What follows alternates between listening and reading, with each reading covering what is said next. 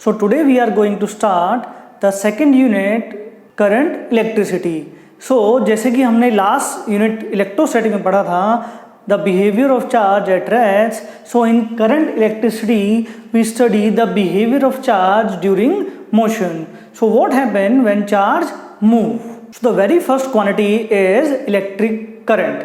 Electric current basically is the rate of flow of charge in a unit area for a unit time. If we discuss about the formula, the electric current can be written as dq by dt, the rate of flow of charge in a given time. For the steady current, we can written as I is equal to q by t. So by using this formula, we can calculate the current. We also have to know electric current is a fundamental quantity with SI unit ampere. So 1 ampere is equal to 1 coulomb upon 1 second. That means the electric current is said to be 1 ampere when 1 coulomb charge flow through a conductor in a unit area for a unit time. If we talk about the direction of current, then it depends on the type of charge.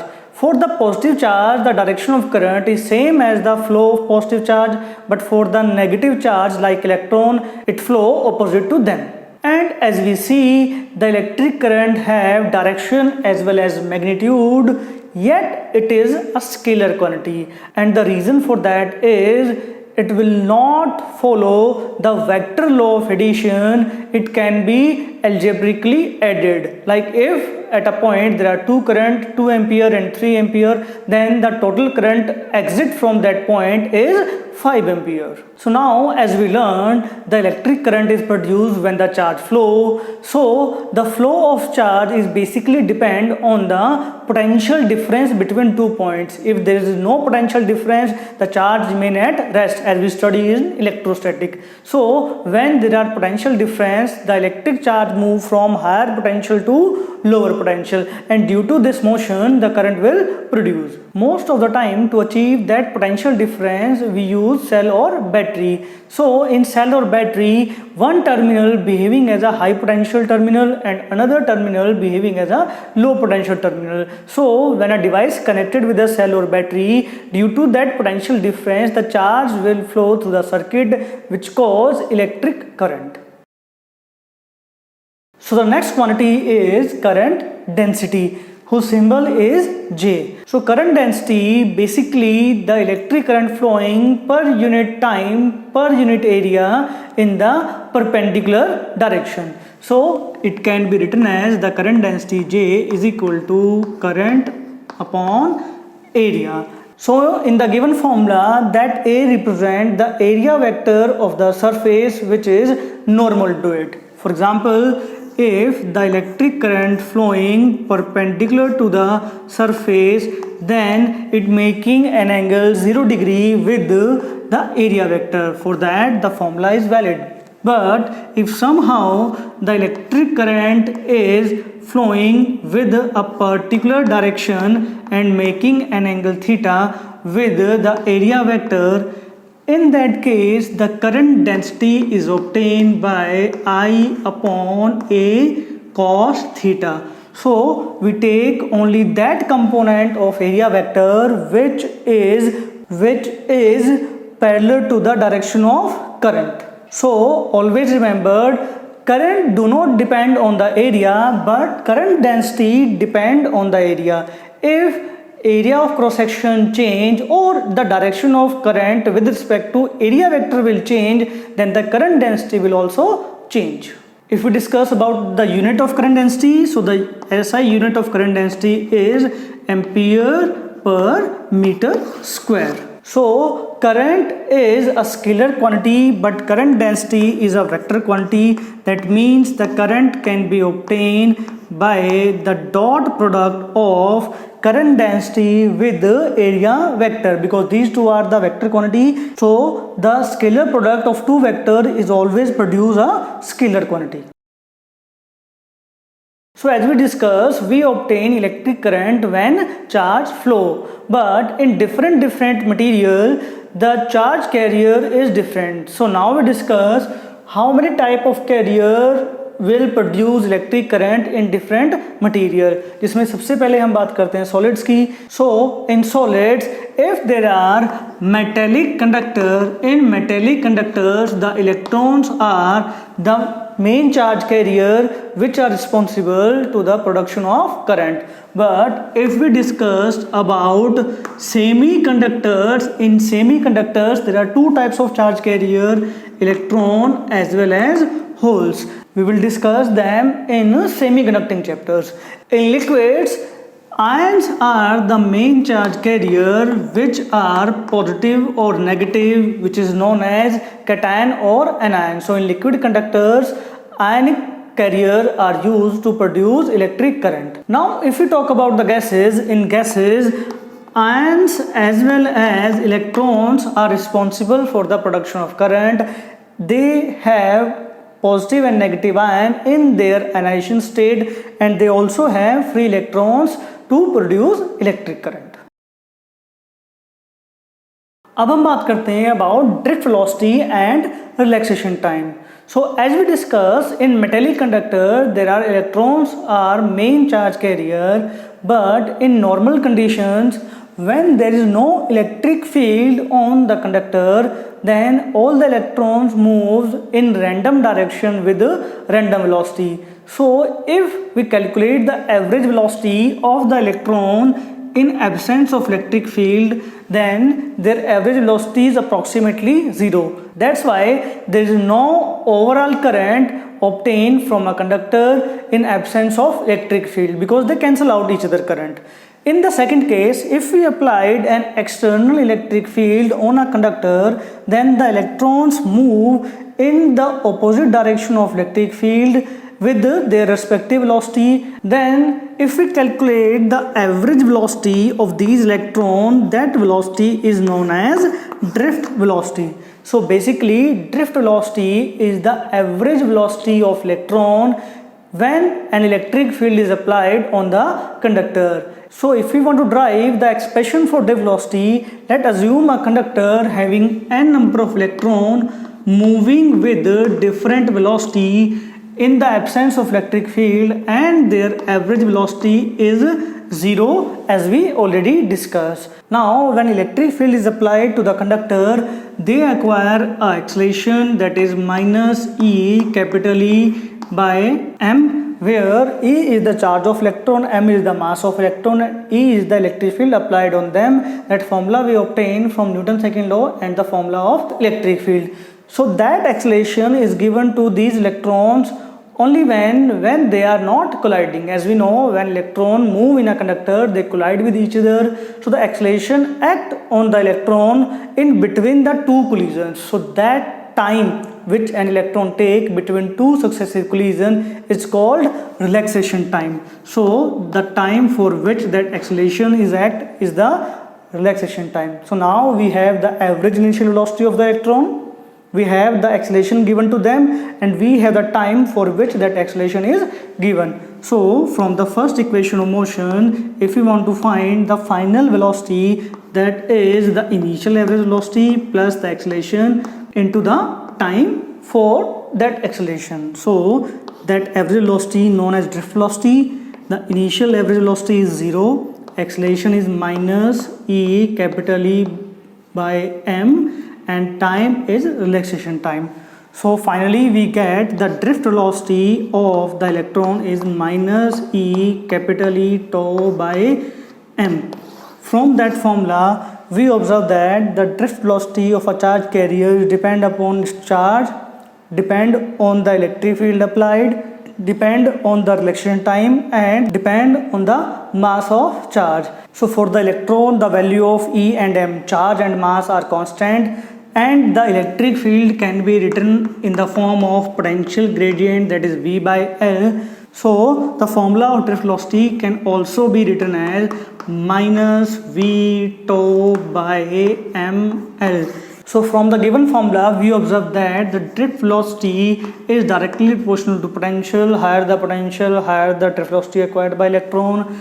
The drift velocity inversely proportional to the length of conductor or the distance covered by charge carrier, and drift velocity is directly proportional to relaxation time, or we can say it is inversely proportional to temperature, because relaxation time will increase by decrease in temperature and relaxation time will decrease with the increase in temperature.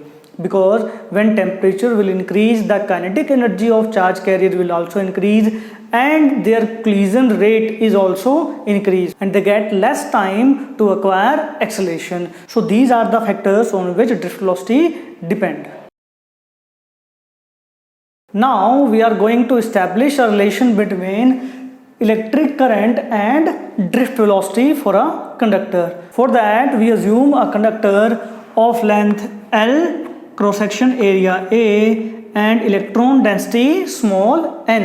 So let me take a small distance dx for which the electrons are moving with drift velocity Vd and responsible to produce current. So the number of electron in that particular area dn is equal to number density into volume of that cross section surface. So the number of electron is equal to n into a into dx. This is the volume of that given surface and n is the electron density of the conductor. So as we know, the formula to calculate total charge is equal to n into E. E is the charge of one electron and n is the total number of electron. So in that particular area, the small charge is equal to the small number of electron into the charge of one electron. जैसे ही हम इसकी value put करेंगे, the charge in that particular region is equal to n a dx into E. So this is the charge in that given region which are responsible to produce current when it flow for a given time. So the electric current, which is the rate of flow of charge, that is dq by dt, by putting the value of charge we get n e a dx by dt. So that term, rate of displacement with respect to time, represent the velocity, and we assume the velocity of electron can be taken as drift velocity because it is a average velocity. So this is the relation between current and drift velocity, that is I is equal to NEAVD, which shows that N is the number of electron per unit volume, E is the charge of one electron, A is the cross section area and this is the drift velocity. अगर मुझे current density का relation बनना हो, then current density is equal to current upon area. So we get NEVD. So this is the relation between current density and drift velocity. So these two are very important formula used in current electricity. Now we discuss the most important law of current electricity, that is Ohm's law. So it states that the electric current in a conductor is directly proportional to the potential applied across it when all the physical conditions are taken constant, like temperature, pressure, etc. So by replacing that proportional sign, we introduce a term, that is R, which is known as resistance. So resistance is V by I and its SI unit is ohm, and 1 ohm can be defined as 1 volt per ampere. That means the resistance of a conductor is said to be 1 ohm when 1 volt potential difference produce 1 ampere current. If we categorize conductor on the basis of Ohm's law, then they can be categorized in two forms, that is ohmic conductors and non-ohmic conductors.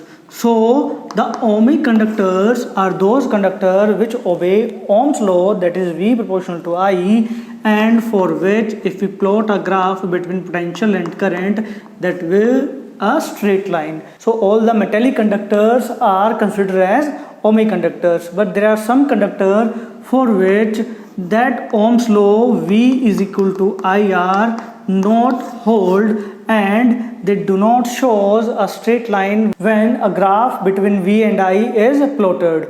For example, all the semiconductors like silicon, germanium, all the liquid conductors and alloys. These are some conductors which do not obey Ohm's law. That's why they consider as non-ohmic conductors. The next important quantity we discuss is resistance. So resistance is basically the property of an object due to which it opposes the flow of charge through it, and in various materials the cause of resistance is different. So it is not a particle, it is basically a cause that provides hindrance to the flow of charge or current. So if we discuss about conductor, in conductor the collision of electron is the basic cause of resistance. In case of insulator and semiconductors, because there are no availability of free charge carrier, that cause resistance. So in different material the cause of resistance is different. So if we talk about the factors which affect the resistance of a material, the first factor we have, that is the nature of material. As we know, different material have different resistance, like conductor, semiconductor and insulator. So the resistance of conductor is minimum as compared to semiconductor and insulators. Similarly, in a particular category of conductor, the resistance is also vary according to their nature. The second factor which we have, that is the temperature of the material. So the resistance of a conductor is also depend on its temperature, but the dependency of resistance on temperature is different for different material. Like in conductors, the resistance directly proportional to temperature. If the temperature increase, the resistance will increase. But in case of semiconductor, the resistance is inversely proportional to temperature. This is because the cause of resistance in these two material is different. In conductors, as we have free electrons, so when temperature will increase, the collision between the particle increase. That is the basic cause of resistance. So due to increase in collision, the resistance of a conductor will also increase. But in case of semiconductor, initially there are no free charge carrier available to produce current. So when we increase the temperature, the electron jump from conduction band to valence band to conduction band, and the number of charge carrier will increase, which decrease the basic resistance of semiconductor. That's why with increase in temperature, the resistance of semiconductor decrease. Now the third factor on which resistance depend, that is the length of conductor. Higher the length of conductor, higher the resistance. And the fourth factor we have the cross section area of the conductor. Higher the cross section area, lower the resistance. So as we focus on length, so higher the length, that means the chances of collision will increase. That's why the resistance will high. And due to increase in cross section area, the electron have large area to move, so the number of collision will decrease. That will decrease the resistance. Now if we combine both of them, then we get resistance directly proportional to length and inversely proportional to area. By replacing that proportional sign, we introduce another constant, that is rho L by A, where rho is known as the resistivity of the material. So resistivity is also an essential property for the material in current electricity. So अब बात करते हैं resistivity. So from the formula of resistance, R is equal to rho L by A, then rho is equal to R into A by L, that is the resistivity. So if length is equal to 1 meter and area is equal to 1 meter squared, then resistivity is equal to resistance. So from there we can define resistivity is that the resistivity of a conductor is the resistance for a unit length and a unit cross section area. So from there we can define resistivity that the resistivity is the resistance of a material having unit length and unit cross section area. If we talk about the factors on which resistance is depend, then it depend on the nature of material like the resistance, and it also depend on the temperature of material like the resistance. But it will not depend on the length and cross section area of the conductor. That's why it is known as specific resistance, because its value is fixed or unique for a particular material, not like the resistance जिसकी कोई भी value हम किसी भी material के लिए length और area को वेरी करवा के ऑब्टेन कर सकते हैं. Now we discuss about conductance. So conductance is again the basic property of a conductor which express the ease of flow of charge through it. So basically the conductance is directly proportional. So basically the conductance is reciprocal of the resistance. Similarly the conductivity of the material is the reciprocal of its resistivity. So from resistance we can obtain the conductance by reciprocaling, and similarly from resistivity we can calculate the conductivity of the material. As we already discussed the drift velocity and the relation of current with drift velocity, so by using that concept we can deduce Ohm's law, and we also can obtain the real expression of resistance, resistivity and conductivity. So for that, as we know, the electric current in terms of drift velocity can be written as NEAVD, and the formula of drift velocity we obtain is E capital E tau by m, where E is the electric field, tau is the relaxation time. By putting the value of electric field by using potential gradient, that is V by L, so we get drift velocity is equal to E V tau by ml. So from equation first and from equation second we get I is equal to N E A small e V tau by ml. So by simplifying that we get I is equal to N E square A V tau by ml. So from that expression we cross multiply that term towards current and we get potential is equal to ml upon N E square A tau into I. So if we observe the term inside a bracket, the mass of electron is constant, the charge of electron is constant, the electron density for a conductor is fixed, the cross section area and length is fixed, and also at a constant temperature the relaxation time is fixed. So by replacing these constant we introduce the sign of proportion. So we get V proportional to I, which is the statement of Ohm's law. So from that expression of drift velocity and current we deduce Ohm's law. Now from that expression we can also obtain the real formula of resistance by comparing these two equations, that R is equal to mln E square A by tau, which shows the factor on which resistance is depend, that is the length of conductor, cross section area, the nature of conductor due to electron density, and the temperature factor inside the relaxation time. Similarly for the resistivity, as we know the resistance is equal to rho L by A. By comparing these two formula we get resistivity is equal to m upon n E square tau. So as we see L and A are absent, that's why resistivity depend only on the nature of material and the temperature of material.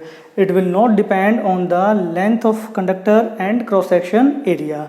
Similarly the conductivity, which is the reciprocal of resistivity, so the conductivity can be written as N E square tau by m. So these are the three expressions which we obtain by using drift velocity and current. One, the deduction of Ohm's law. Second, the expression of resistance. Third, the expression of conductivity. So it depends on your question what expression you want.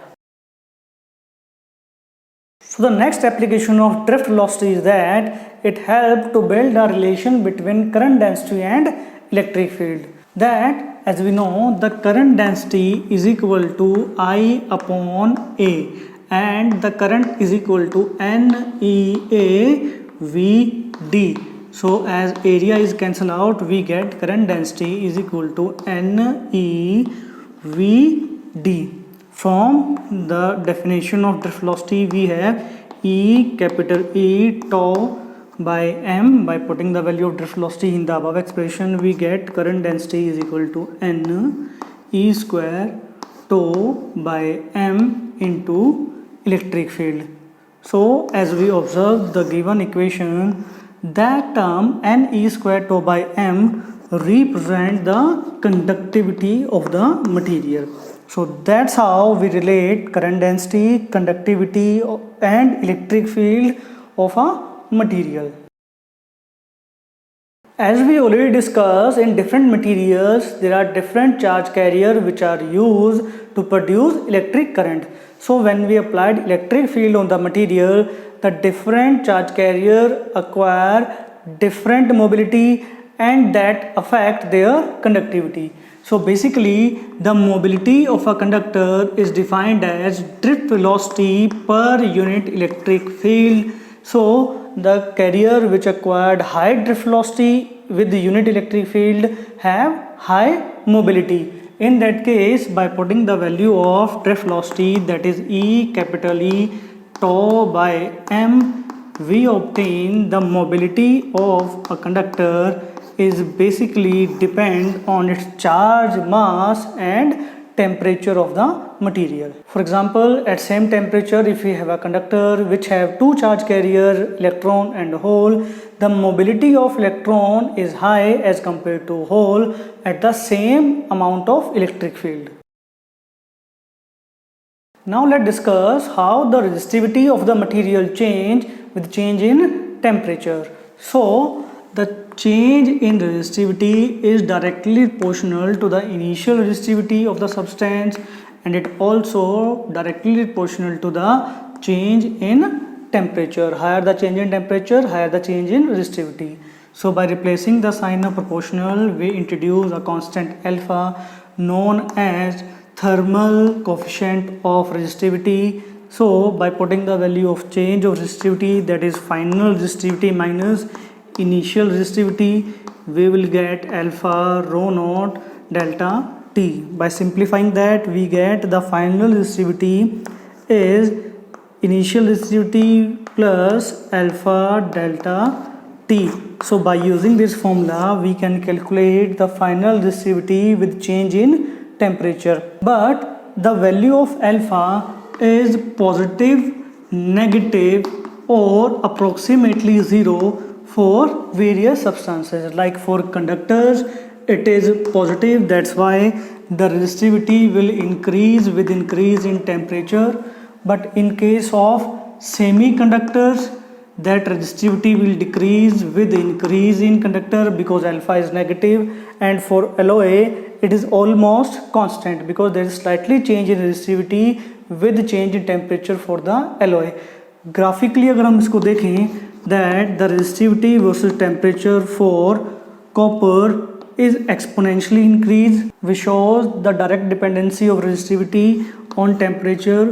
But in case of semiconductor like silicon, the resistivity exponentially decrease with increase in temperature. But in case of alloy, the resistivity is approximately same with the change in temperature like nichrome or manganese.